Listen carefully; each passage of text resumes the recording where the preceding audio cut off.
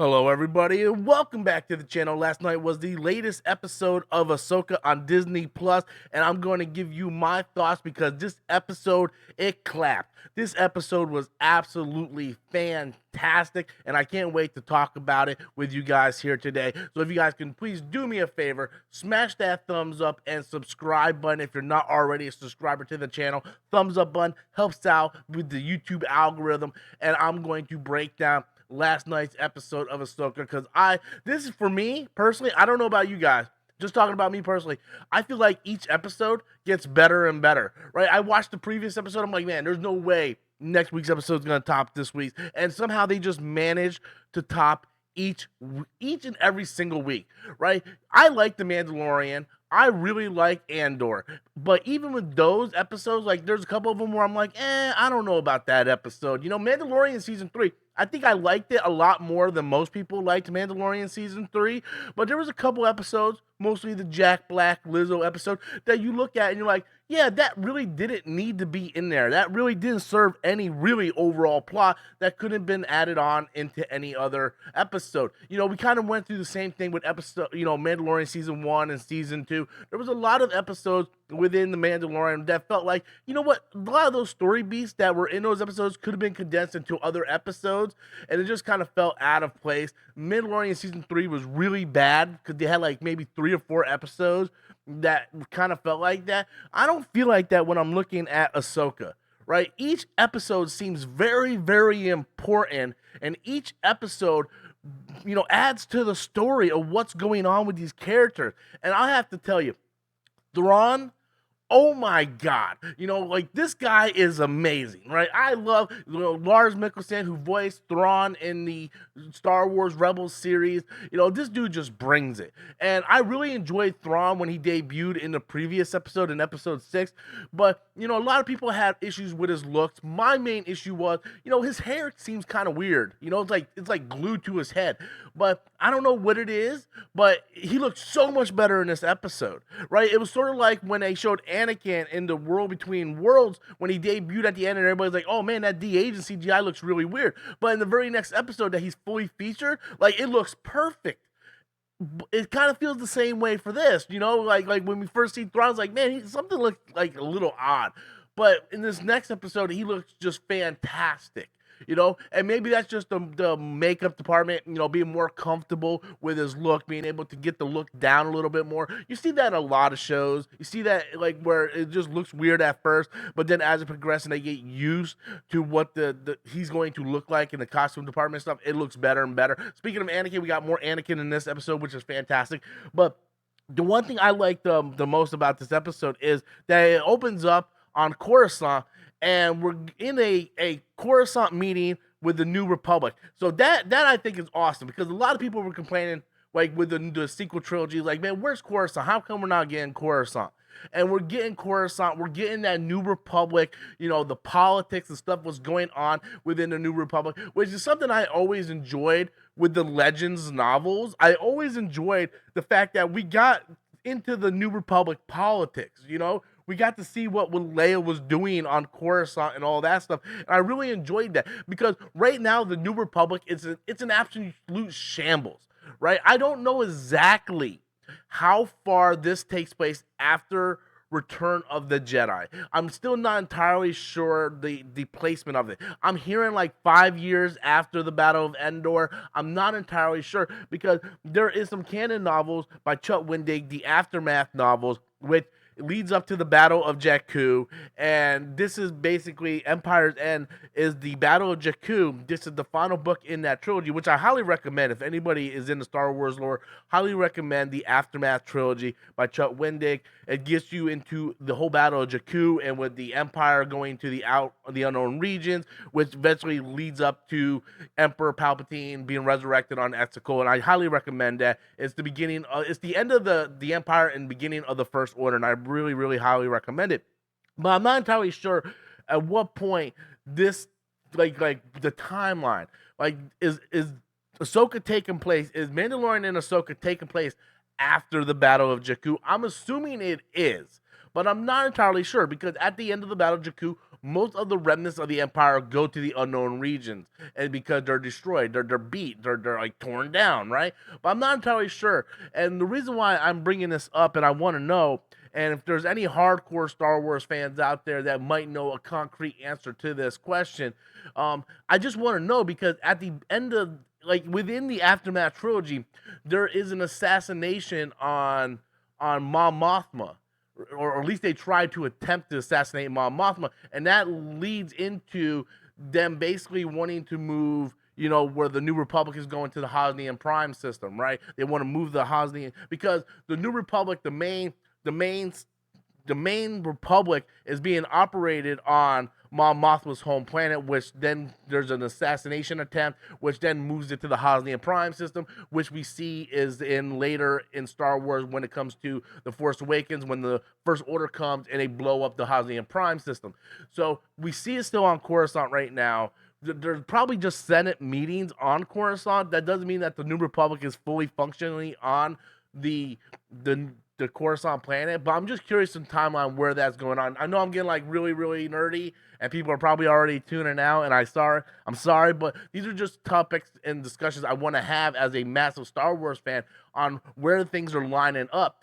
The New Republic scene in general, I think, was very fascinating because it kind of functions like, you know, we see real life politics and stuff function within our government. You know, you have that one guy who's clearly wrong. He's clearly stupid, right? This guy is clearly dumb. He's like, oh, you have no proof of Thrawn. This is all your stuff. And everybody watches like, this guy is just an idiot. Why is this guy talking? But we have real people in our government that does that. You know, and I really, really enjoyed the fact that at the very last moment you get C3PO pop in because it makes so much sense, right? And this is why Dave Filoni is the man, and this is why Dave Filoni is the heir to George Lucas, because Dave Filoni makes sure stuff makes sense. You know, when Ahsoka was trying to get ready to take off and the New Republic was coming to try to stop him, you know, and they name dropped Leia Organa. And then in this episode, when it looks like Hera's about to get stripped of her titles and all this stuff, you know, here comes C3PO. And he's like, hey, I got a message from Leia Organa. Because I don't like when we have a universe that is all connected, but they make it sound like these characters that we know and love don't exist in this world, right? Like if Thrawn's coming back, you know, you think these characters that we know that stop the Empire would be involved in some way. You know, there's no way you're gonna have a big Senate meeting or at least a Republic hearing on what's going on with Hera and Thrawn and all this stuff, and not have Leia Organa in some way be mentioned within this. You know, it's too important, it's too big. And that's where Dave Filoni's genius comes in, because I don't think a lot of other people would do that. You know, you look at the Obi-Wan show. You know, why isn't Obi-Wan using like why aren't they playing the Force theme when Obi-Wan's using the Force for the first time in years? You know, these are little details that Dave Filoni sees and he hits it. And Ahsoka, to me, I feel is the most Star Wars thing we have gotten in years, because even though George Lucas isn't a part of it, you know, George Lucas, you can see his fingerprints, his thumbprints all over Ahsoka, and I really, really enjoyed that. So yeah, massive. I really love the Republic scene. I think it's fantastic. We get to see the inner workings of the Republic, how the Republic is, you know, still very new. You got to understand, like when the Empire fell, the New Republic was just developed. Like it's still very new. It's in the infancy of the New Republic, and they're still fighting the war and trying to figure out how to run this government. You know, so it's a shambles, and I like how they show that, because it's very, very important. And then we get to Ahsoka training, and we get more of Anakin, which is awesome, this time by a hologram, which I think is absolutely fantastic. And again, more Hayden Christensen, the better. I love that, man. More Hayden Christensen, the better. We get to see him trying to train Ahsoka. We find out that was the last recording that he made for her before, you know, him turned into the dark side. That ends up leading into a chase in the debris field when they finally reach the location of where Thrawn and everybody is. Like I said, Thrawn looks so much better in this episode than he did in the last episode. Every time this guy speaks to me, it's just like, oh my god, like you see how scary this guy is, because this guy is so pinpoint accurate on all the stuff that he's doing. It's just amazing, right? He doesn't mind losing a battle if it's going to win the overall war. He's willing to let Ahsoka escape and do this if it's going to lead into what's going to basically overall crush him. And we've seen glimpses of that in Star Wars Rebels. We saw how he was able to just manipulate the rebels and to win the overall war against them. And you get further and deeper into it with the Timothy Zahn books, whether it be the Legends or the new canon novels. You know, Thrawn is as a character is scary because this is a character that is going to beat you with his intellect. He's not going to beat you with just brute strength. He's willing to make sacrifices to trap you and make you basically beat yourself, which I just think is absolutely awesome. We get more Balin. We don't know what Balin is up to, right? He's talking to his apprentice and he's like, yeah, you need to go with them. You know, I got a different goal in mind. We don't know what that goal is, but he's talking to his apprentice, going, "Hey, you know, go back with Thrawn. I'm gonna go do my own thing." And that just kind of brings up like, well, what is Balin up to? Balin to me is the most fascinating character in this series because he's a badass, but he looks like a guy with honor. And I like that. You know, he's a badass. He'll fight you, but he has a different goal in mind. He has honor, and like I'm really curious what his end goal is. Is there something on that planet that he was looking for this entire time? I'm not entirely sure, and I'm really curious what that's going to be.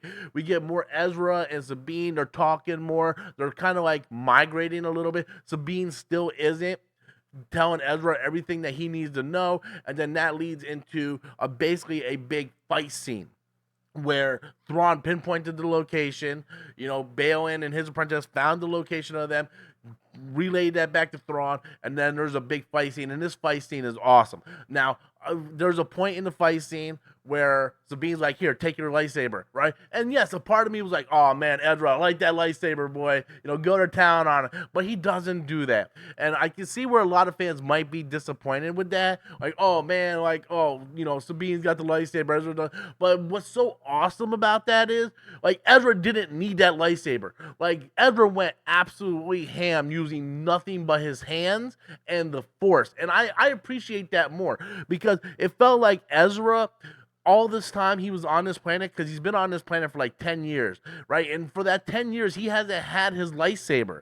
And all he had was himself and the Force.